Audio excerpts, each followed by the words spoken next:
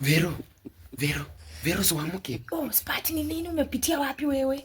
Na unafanya nini hapa? Nimepitia huko nyuma kwa dirisha.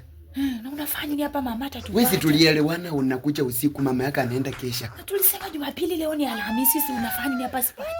Mwili ilikuwa choto. Spati wewe watatupata wewe. Hapana, wewe uko paredi wewe. Vero ni mtu mkubwa bana.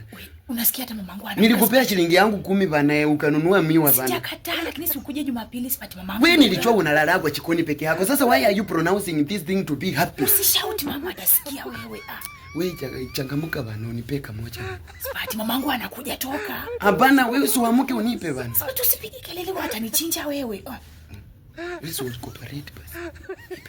Spati toka uende mama. Niende wapi? Wewe tulielewana ukakula pesa zangu nipe shilingi yangu 10. Sema basi sauti mamangu atasikia. Nipe shilingi 10. Basi twende.